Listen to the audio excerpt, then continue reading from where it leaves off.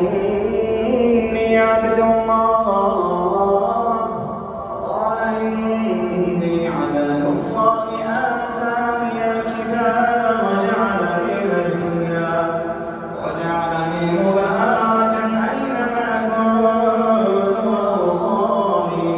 وأوصاني بالصلاة والزكاة ما دمت حيا وبرا